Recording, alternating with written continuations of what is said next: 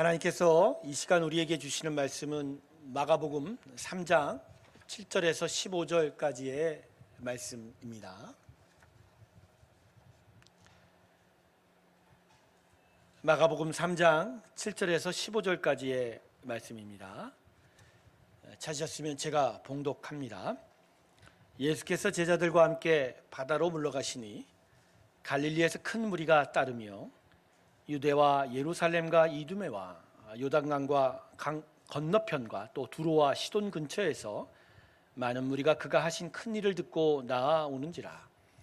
예수께서 무리가 애워싸 미는 것을 피하기 위하여 작은 배를 대기하도록 제자들에게 명하셨으니 이는 많은 사람을 고치셨으므로 병으로 고생하는 자들이 예수를 만지고자 하여 몰려왔음이더라.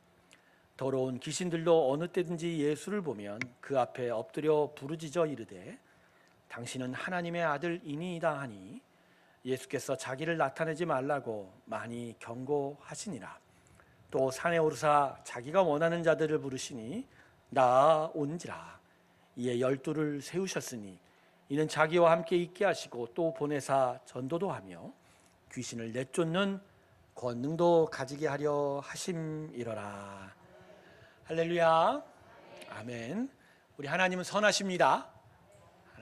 선하신 하나님께서 우리를 영원토록 지키시고 또 보호해 주실 것입니다. 그 하나님을 기억하며 참된 기쁨 가운데로 나아가는 이 귀한 예배 시간 되기를 주님의 이름으로 축원합니다. 기도합니다. 하나님, 저희와 함께 하시고 통행하여 주실 때 하나님의 선하심을 기억하는 저희가 되게 하여 주시옵소서. 오늘도 말씀으로 우리의 심령 가운데 임하여 주실 때 깨닫고 또 알며 하나님을 더욱더 사랑하며 나아가는 오늘 이 예배 시간 되게 하여 주시옵소서. 예수님의 이름으로 기도드립니다. 아멘. 오늘 본문 말씀은 예수님께서 그의 제자들, 그 하나님의 백성들을 어떻게 부르시고 계시는지를 기억하고 있습니다. 그래서 예수님께서 제자를 부르신 일과 함께 비교하여 예수님을 쫓는 사람의 모습이 같이 기록되어 우리의 믿음의 삶에 무엇에 우리가 집중적으로 초점 맞춰야 되는지를 다시 확인해 주고 있습니다. 자, 그러면 오늘 본문은 당시 예수님을 쫓는 사람들의 모습을 어떻게 기록하고 있는지를 한번 살펴보기를 원합니다. 본문 8절을 보십시오. 이렇게 기록하죠. 유대와 예루살렘과 이두메와 요단강 건너편과 또 두로와 시돈 근처에서 많은 무리가 그가 하신 큰 일을 듣고 나아온지라. 자, 여러 지명들이 기록이 되어 있는데 이건 온 가나안 땅, 이스라엘 땅 곳곳에서라는 이야기. 모든 땅에서 이스라엘 백성 그들이 예수님께로 찾아오는데 무엇 때문에 찾아왔다고 얘기하죠? 많은 무리가 그가 하신 큰 일을 듣고. 여러분이 예수님의 크신 일이 뭐죠? 본문 10절에 보면 이는 많은 사람을 고치셨으므로 라고 이렇게 언급되어 있죠. 바로 예수님이 병자를 고치시고 더하여 귀신들을 쫓아내신 일들, 훗날에는 오병이어의 기적까지 베푸신 큰 하나님의 아들 예수님이 능력을 행하신 것에 대한 소문을 듣고 예수님을 쫓았다는 거예요. 그러니까 당시 이스라엘 백성들이 예수님을 쫓았던 이유는 무엇 때문이라? 예수님의 능력 때문이라. 그래서 병자를 고치신 그 능력, 귀신을 쫓아내신 그 권능이 자신들에게도 똑같이 이루어지기를 바라는 기대 때문에 예수님을 쫓았다는 거죠. 자, 그러면 이에 비교되어 예수님은 당신의 제자들을 어떻게 부르셨을까? 자, 오늘 본문을 다시 봅니다. 13절에 보세요. 우리 같이 읽을까요? 시작. 또 산에 오르사 자기가 원하는 자들을 부르시니 나아온지라. 자, 예수님이 지금 자기의 제자, 하나님의 백성을 부르신 기준이 뭐라고 하시죠? 자기가 원하는 자들, 즉 자기 마음대로라는 거예요. 우리는 여기서 잠시 당황할 수 있죠. 우리가 보통 어떤 기준이나 자격이라 그러면 나름 상식적이고 이성적인 기준과 근거를 생각하게 되는데 예수님의 자신의 백성을 삼은 기준은 뭐라 하죠? 자기가 원하는 대로. 이게 도대체 무슨 말인가요? 자기 멋대로 부르셨다는 얘기인가요? 아닙니다. 여기서 예수님에게 대해서 쓴 자기가 원하시는 대로라는 건 우리 사람들이 하듯 사람의 기준, 세상의 기준이 아닌 하나님의 기준이다, 이렇게 이야기를 하는 거죠. 14절을 보면요, 이에 12를 세우셨으니 이는 자기와 함께 있게 하시고 또 보내사 전도도 하며 이렇게 써 있거든요. 바로 특정한 목적과 이유가 하나님에게 있어서 그것으로 인하여 예수님이 자신의 제자, 당신의 백성을 부르셨다, 이렇게 얘기하죠. 여기서 제가 좀 덧붙여 말씀드리면, 하나님은 창조주이심을 사람이 잊지 말아야 합니다. 사람은 아무리 잘나고 뛰어나 봐야 하나님이 만드신, 그죠? 피조물에 불과한 거죠. 그런데 하나님이 어떻게 하는가에 대해서 우리가 이러쿵 저러쿵 왈가왈부 한다는 것 자체가 이미 사람이 교만하다는 거예요.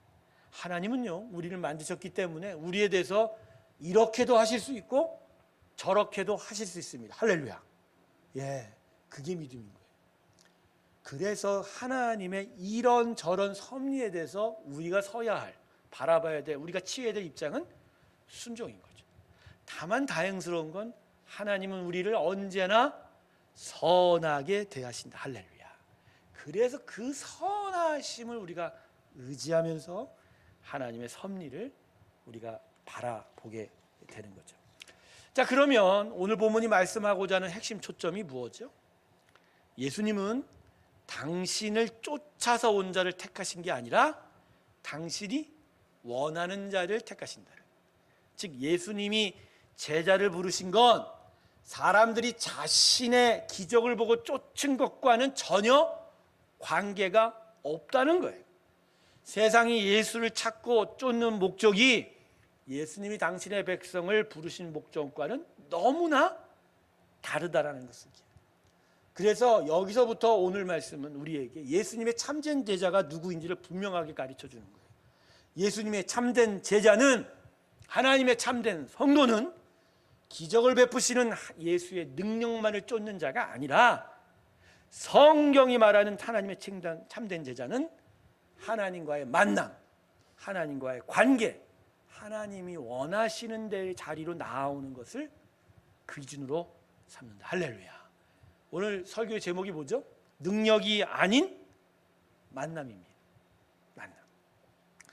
여러분, 하나님께서 이 세상에 기적을 베푸신 이유가 뭐죠? 두 가지인데요. 첫 번째는 하나님의 존재를 알려주시기를 원하신 거예요. 하나님은 그러니까 살아 계신다는 거예요. 하나님의 존재를 무시하고 제멋대로 악을 행하는 이 세상에 대하여, 그리고 그 죄악으로 인하여 고통당하는 사람들을 향하여 나는 이렇게 살아있어, 권능한 권능으로 함께할 거야 라고 알려줌으로써 죄를 범하는 자들에게는 가슴이 철렁하게 할 것이고, 죄악으로 인하여 고통당하는 자들에겐 그렇죠, 은혜를, 위로를 얻게 하려는 것이죠. 그리고 두 번째는 그렇게 하나님의 살아계심을 경험한 자들이 하나님께로 되돌아올 수 있기를 원하시기에 또 기적을 베푸신 거죠. 그런 기적들을 경험함으로써 아, 하나님이 계시는구나, 이 하나님을 내가 섬겨야 하는구나 라는 것을 깨닫기를 원하신다는 거죠. 하지만 세상과 사람이 어떻습니까? 하나님의 기대에 부응해요? 아니죠. 기적을 경험해도, 그 눈으로 그것을 목격해도 세상은 결코 하나님을 찾지 않습니다. 왜 그럴까요? 세상은 능력을 원하지 하나님과의 만남과 관계를 원하지 않기 때문이라는 거죠. 좀 더 이 부분에 대해서 깊이 이야기하자면, 세상은요, 하나님의 존재를 인정은 해요. 하나님이라고 부르진 않지만 시적인 존재를 인정은 한단 말이에요. 하나님이 있음에 대해서도 알고 있다라는 거예요. 중요한 건 능력을 구하는 거지, 신을 섬기고 신과 함께하고 하나님을 구하는 일에는 관심이 없다는 거예요. 더킹이라는 영화가 있어요. 검사들의 이야기, 부패한 검사들의 이야기인데, 그 장면에 제가 유독 인상 깊은 장면이 있어요. 그 엘리트 검사들, 얼마나 뛰어난 인재들이겠습니까? 그런데 자신들의 어떤 살아갈 길을 위해서 대통령 후보에게 줄을 내려다 보니까 어떤 후보가 대통령이 될까? 그에 대해서 결국 어디를 찾아가냐면 무당을 찾아가요. 그 엘리트 검사들이 뭔가를 깨닫고 능력을 받기 위해서 결국은 누구한테 찾아가요? 무당한테 찾아가요. 무당이 춤추는 대로 같이 가서 춤을 추고 있다라. 근데 그 장면을 보면서 세상이 저런 거야. 세상이 아무리 뛰어나도 결국은 신적 존재를 인정을 하는 거예요. 근데 그 앞에서 무엇을 구해요? 능력을 구하는 거지. 그렇죠? 무당을 춤추게 하는 신적 존재를 알고 만나려고 하지는 않는다라는 거죠.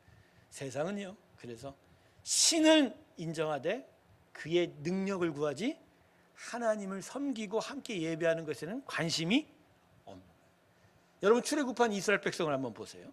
이스라엘 백성이 얼마나 놀라운 기적을 체험한 사람들이에요. 출애굽하기 전에 진짜 놀라운 권능을 체험했죠. 온 땅에 어둠의 권세, 재앙의 죽음의 재앙이 찾아올 때 그저 어린 양의 피를 문설주에 발랐더니 그 재앙이 자신의 집을 넘어갔잖아요. 유월했잖아요. 그래서 유월절. 온 땅이 곡소리로 가득한 그 애굽 땅에서 자기들만 살았잖아요. 그 엄청난 기적을 체험한 거죠. 또 애굽 땅이 아니죠. 출애굽한 이후 홍해를 만났을 때 놀라운 두 눈으로 놀라운 것을 경험했죠. 바다가 자신들 눈앞에서 어떻게 됐어요? 갈라져 버렸죠.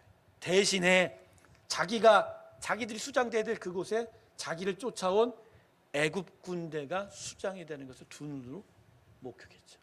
그런데 그 놀라운 하나님의 기적을 목격한 이스라엘 백성들이 고작 하나님 앞에서 뭐라고 얘기하죠? 먹을 양식이 없어요. 마실 물이 없어요. 예전에 먹던 고기가 그립습니다. 편안한 잠자리가 어디 있습니까? 하나님을 만나 예배하려고 하긴커녕 그냥 그분으로부터 능력을 구하는 그 자리에 머물렀다라는 것이죠. 우리 시대의 교회 모습을 봐도 이러한 일들은 구약 성경에만 존재한 일이 아닙니다. 우리 시대, 우리의 신앙생활 속에서도 이렇게 세상에 보여주는 모습이 그대로 나타나고 있습니다. 자신의 이익을 구하는 능력을 찾지 진짜 하나님을 예배하고 섬기려 하지는 않는다는 것이죠. 저는 교회가 세 가지의 모습을 갖고 있다고 생각해요. 세상이 원하는. 첫 번째는 교회가 놀이동산이 되어버린 거죠. 여러분 놀이동산이 무엇이죠? 노는 재미를 충분히 얻는 것이죠. 하지만 놀이동산 가서 정말 재밌게 놀았다고 해서 그렇게 놀게 만들어준 사람을 기억하거나 알려고 하진 않지 않습니까? 그죠? 교회가 그런 곳 같아요. 교회에 와서 기쁨을 얻어요. 교회에 와서 어떤 재미도 얻어요. 만족도 얻어요. 하지만 이 기쁨과 만족을 주신 하나님을 정말 알려고 하느냐라는 거죠. 교회가 극장이 되어버렸어요. 극장은 뭐 하는 곳이에요? 영화에 감동을 넣는 것이죠. 하지만 영화 만든 사람을 만나려고 하지는 않죠. 여러분 영화 끝난 다음에 이거 누가 만들었어? 내가 그 사람 만나야겠다 그래요? 교회가 그런 것 같아요. 감동을 얻으려고 그래요. 나의 아프고 슬픈 마음을 위로해 주는 감동, 나에게 힘을 주는 감동을 원해요. 그런데 그 감동의 근원인 그 감동을 주시는 하나님을 내가 진짜 만나려고 하고 그분께로 가려고 하고 있냐라는 것이죠. 교회가 병원이 된 지 오래됐습니다. 병원은 어떤 곳이에요? 치료받는 것이죠. 하지만 내가 치료받았다고 해서 나를 치료해 준 의사와 함께 또 다른 자를 치료하지는 않죠. 교회에 와서 우리가 복음으로 치료받아요. 말씀의 치료를 받아요. 그런데 치료의 근원이신 하나님과 함께 도리어 다른 아픈 자들을 함께 치료하고 있냔 말이에요.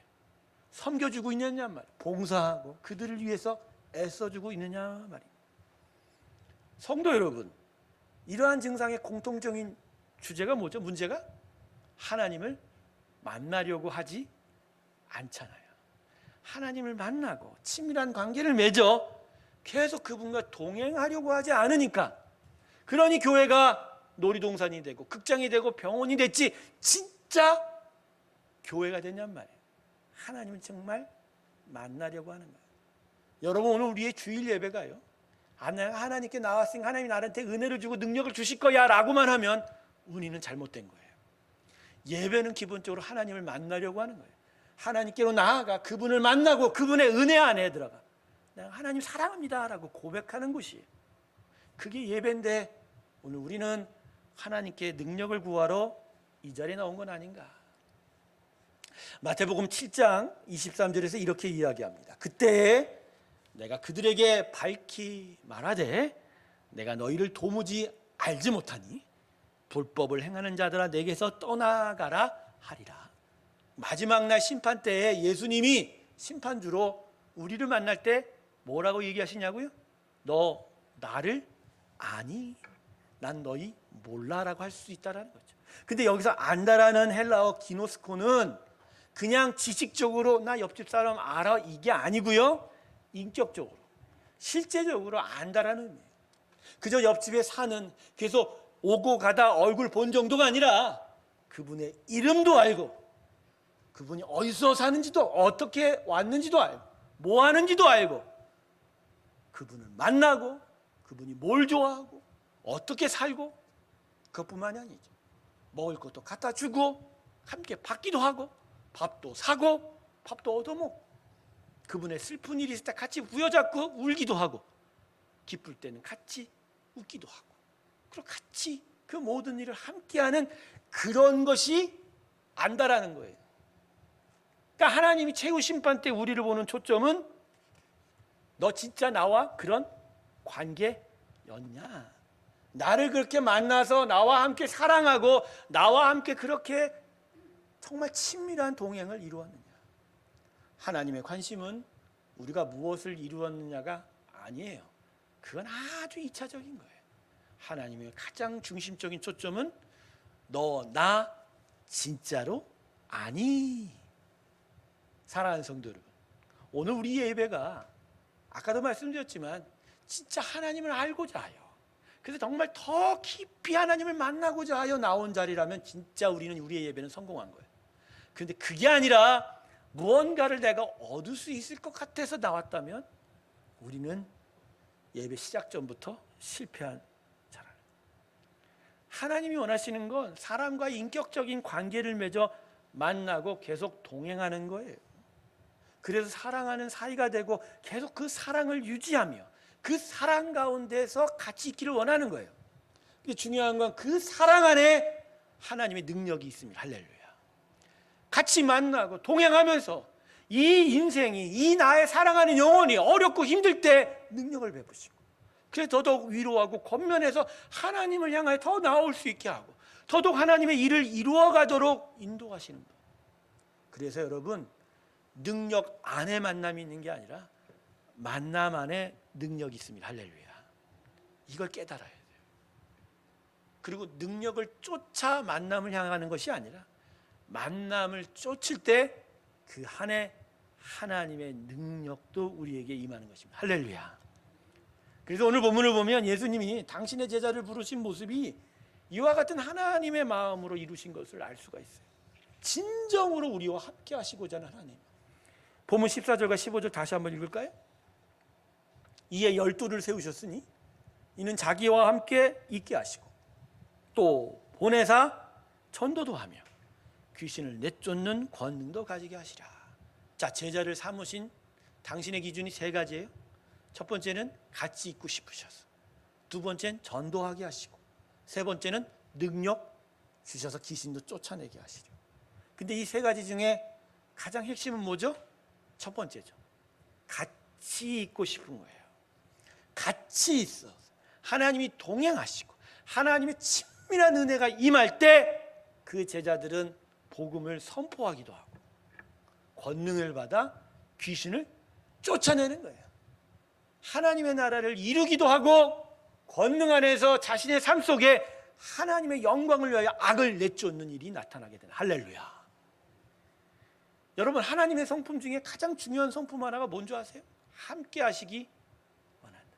여러분, 창세기부터 한번 성경을 살펴보세요. 6일 동안 세상을 창조하시고 하나님이 뒷짐지고 뒤에 머물고 계시나요? 나 이때 만들었으니까 니들이 알아서 해봐 그러시던가요? 아니죠. 하나님은 그러신 분이 아니에요. 오히려 함께 하시고자 하셨죠. 그래서 사람을 흙으로 빚으실 때 그냥 빚으신, 흙으로 빚으신 그대로 남겨두지 아니하시고 그의 코에 뭘 집어넣으셨어요? 살아있는 영이에요. 그건 하나님이에요. 즉 하나님이 우리 안에 들어와 지금 살아있는 존재가 된 게 누구라가? 하나님은요 우리의 삶 속에 들어와서 같이 하시고 싶으신 거예요. 이스라엘 백성을 당신의 백성으로 삼으셨을 때 그냥 나는 너희 하나님이다고 말씀하세요? 아니죠. 언약궤를 주시고 성막을 주셔서 하나님의 동행하심이 같이 있었습니다. 광야 때 이스라엘 백성이 어떻게 움직일 수 있었어요? 하나님이 그 언약궤의 임재함으로, 그들과 함께함으로 그들은 움직였다는 거예요. 나중에 예루살렘 성전이 세워질 때도 하나님은 성전 가운데 임하셔서 이스라엘 백성과 동행하시기를 원하신, 할렐루야. 그래서 지금 우리는 하나님이 저 하늘 보좌에 있지 않고 우리 안에 뭐로 임하셔요? 성령으로 임하십니다. 하나님은 이렇게 사람과 함께 하기를 원하십니다. 그래서 하나님의 계속되는 관점은 우리 가운데 임하셔서 우리를 만나기를 원하는 거예요. 우리가 하나님을 만나고 하나님을 찾고 하나님을 사랑하고 하나님께로 더 긴밀한 관계를 맺기를 원하는, 그래서야 그제서야 그 일이 이루어질 때 우리가 하나님을 위해서 일하는 전도를 하게 되고 오히려 능력을 받아서 귀신을 내어 쫓는 겁니다. 할렐루야. 귀신 내어 쫓는 능력이 여러분 가운데 임하길 주님의 이름으로 축원합니다. 혹시 마음속에 이러는 거 아니에요? 혹시 그 능력이 임할까? 아니요. 예수의 이름을 제대로 믿는 자는 능력이 임합니다. 여러분 안에 악한 일이 줄어들고 선한 능력이 나타난 이유가 뭔지 아세요? 이미 예수의 권세가 있어서 여러분을 미혹하고 공격하는 악한 능력이 이미 쫓겨나고 있는 거예요. 그건 다른 세상 사람들이 얻는 게 아니라 우리만 얻게 되는 우리의 권능인 거예요. 그런데 이런 권능과 권세가 그저 하나님 나한테 주세요라고 주어지는 게 아니라 내가 하나님과 함께하며 그분과 친밀한 관계 안에 있을 때 그분이 들어오셔서 역사하는 믿음의 일들입니다. 할렐루야. 그래서 오늘 말씀은 우리가 우리의 신앙의 삶에서 무엇에 집중해야 될지를 다시 한번 확인해 주는 거예요. 무엇에 집중하라? 하나님과의 만남. 우리의 심령이 하나님을 만나고 그분과 관계를 맺고 그분을 사랑하는 일에 집중해야 된다. 신앙은 외형적인 행위가 아니에요. 그건 나중에 자연스럽게 드러나는 거지. 외형적인 행위로 내가 착한 일을 했습니다, 내가 선한 일을 했습니다, 내가 교회 예배에 참여했습니다, 봉사하고 헌금했습니다, 그게 아니에요. 영원히 하나님을 만나고 하나님을 찾고 그분과 함께하는 일에 관심을 기울일 때 그제서야 비로소 그걸 신앙이라고 이야기하는 거죠. 여러분, 마리아와 마르다의 일을 한번 잘 생각해 보세요. 어느 날 예수님이 나사로의 집에 찾아갔어요. 나사로의 누이가 마르다와 마리아 둘이었어요. 근데 두 자매 하는 행동이 서로 달랐어요. 예수님이 집안에 들어와 딱 앉았을 때 마리아는 예수님 앞으로 나와 다소곳이 앉아 예수님이 무슨 말씀을 하시는지를 집중하여 들었어요. 하지만 마르다는 어떻게 했죠? 부엌으로 가서 예수님 뭘 드실까? 어떤 주스를 원할까? 사과 주스인가? 음식 챙겼죠. 근데 마르다가 말이 하는 걸 보니까 시샘이 나는 거예요. 자기는 이렇게 열심히 일하는데 예수님 섬기는데 고작 마리아는 그 앞에 서서 일은 안 하고 예수님 말씀만 드리려고 하니까 마르다가 그래서 예수님한테 뭐라고 그랬어요? 마리아 좀 뭐라고 그러세요? 같이 일을 좀 하게. 그때 예수님께서 뭐라고 하셨어요? 마리아 하는 일이 더 낫다고 얘기하셨어요. 일이 아니라 만남이라는 거죠. 섬기는 게 먼저가 아니라 예수의 말씀을 듣고 하나님과 만나고 그분과 관계를 맺는 것이 더 중요하다. 할렐루야. 근데 이걸요 교회 봉사할 때 써먹으면 안 돼요. 신앙의 본질적인 가치에 대해서 써먹는 거지. 꼭 봉사할 때 누구 하나는 그래, 난 예수님을 만나기를 원해, 그게 먼저라고 하셨으니까 난 봉사 안 할래. 이러한 흉측한 사람 없기를 주님으로 축원합니다. 여러분, 우리의 삶에 무슨 이유로 열매가 맺혀지지 않을까요? 저는 학교라는 곳을 한번 비유해 봤어요. 여러분, 공부 열심히 하고 제대로 된 학생은 학교 수업에 가면 어떻게 해요? 학교 수업에 가면 진짜 제대로 된 학생은 뭐예요? 선생님이 가르치는 말씀에 귀를. 근데 우리가 학창 시절 보세요. 하나님 그 교사의 말, 그 가르침에 집중하는 자들이 공부 열심히 해요. 근데 어떤 애들이 공부 못해요? 뒤에서 책 펴놓고 그 밑에는 만화책 끼워서 하는 거야. 심지어 내 친구들은 뒤에서 선생님들이 앞에 가르치는데 도시락 까먹고 있어요. 그죠? 별거 다 해요. 책 큰 책 갖다 놓고 잠을 자질 않는. 수업 시간에 선생님 가르침에 집중하는 자가 진짜 학생이 되어가는 거지. 빗나가는 학생이 어디서부터 빗나가요? 수업에 집중하지 않을 때부터 빗나간다는 거예요. 여러분, 지금 우리가 하나님 앞에서 지금 어떻게 하고 있냔 말이에요. 그분의 말씀과 그분을 만나는 일에 집중하고 있는지, 아니면 딴 일하고 있냔 말이에요. 딴 일하고 있냔 말이에요. 우리 영혼이 무엇보다도 하나님을 만나고 하나님의 음성에 집중하는 일에 있지 않으면 우리는 점점 빗나가게 될 거라는 거죠. 예수의 사람은요, 그저 하나님이 살아계시다라고만 인정하는 게 아니에요. 그분을 만나고 그분과 계속하여 동행하려고 하는 자라는 거죠. 그래서 우리들의 신앙의 삶의 무게중심이 빨리 이동해야 돼요. 옛사람의 모습이 있단 말이에요. 그저 하나님 만나서 뭔가 내가 좋은 일을 얻고자만 하는 그러한 마음은 이제 버려야 돼요. 우리가 진짜 우리의 영혼에 가장 중요시하는 초점이 뭐죠? 하나님과 만나야 돼. 하나님 만나야 돼. 하나님의 자리로 가야 돼. 하나님을 찾아야 돼. 하나님과 깊이 만나고 사랑해야 돼. 특별히 공예배와 기도하는 자리에 대해서 다시 한번 분명하게 신앙의 질서를 잡아야 돼. 진짜. 여러분, 세상 노래 중에 이런 가사가 있죠. 태진아라는 가수가 생각났습니다. 사랑은 아무나 하나. 가사 기억하죠? 사랑은 아무나 하나. 그 다음 가사가 뭔지 아세요? 눈이라도 마주쳐야지. 여러분, 세상도 사랑하는 사이에 있어서 가장 중요한 것을 뭐라고 얘기해요? 눈을? 근데 우리는 하나님을 섬긴다고 하는데 하나님을 만나서 하나님의 눈을 마주치고 그분의 마음으로 가려고 하는 일이 있냔 말이에요. 세상보다 못한 게 어쩌면 우리의 모습 아닌가요? 우리가 지금 하나님과의 만남을 원하는 건지, 아니면 하나님이 우리에게 주실 수 있지 모른다라는 무언가의 이득을 위해서 살아가는지. 도대체 예수의 사람들은 믿음과 사랑의 고백이신 하나님을 얼마나 만나려고 애쓰는가? 공예배가 왜 필요한가요? 성경은 심령의 예배가 예배라고 얘기해요. 영과 진리로 예배할지어다. 아멘. 그럼에도 불구하고 왜 교회가 공예배 자리를 만들어 놓고 기도하는 자리를 만들어 놓을까요? 우리 안에 진짜 애써서 하나님을 만나는 일들이 이 심령으로는 부족하니까, 훈련이 안 되니까.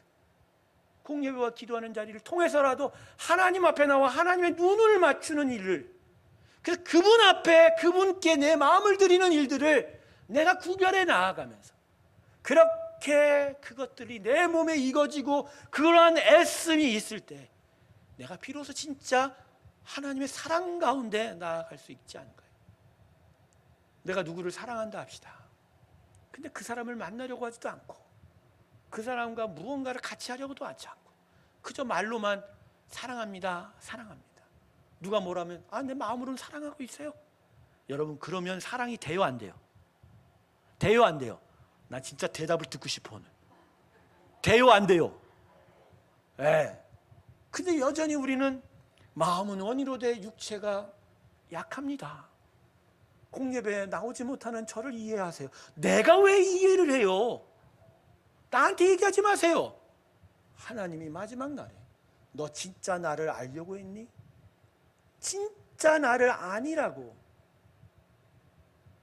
그래서 그 마지막 날에 하나님이 나를 진짜 모른다고 하면, 우리를 모른다고 하면 정말 큰일이죠. 그죠?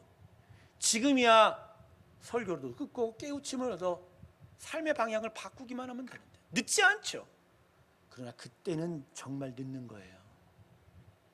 하나님이 진짜 나를 모르신다고 하는 그날 모든 것은 끝나버리기 때문이라는.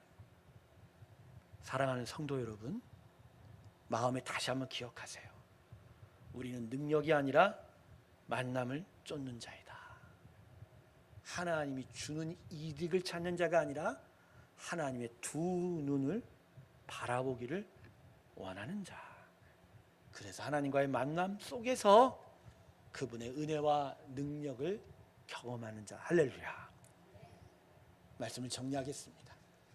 오늘 주제는 아주 간단해요. 아주 분명해야 됩니다.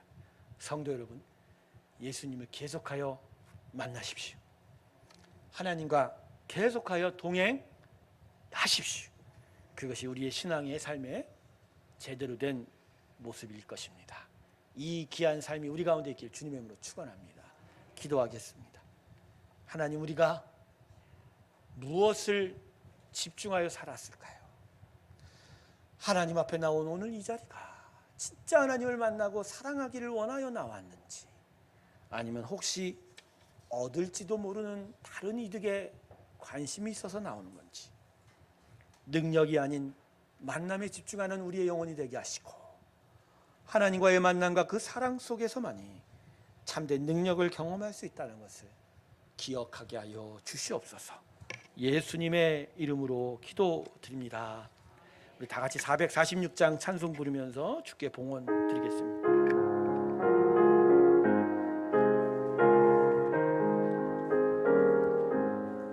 주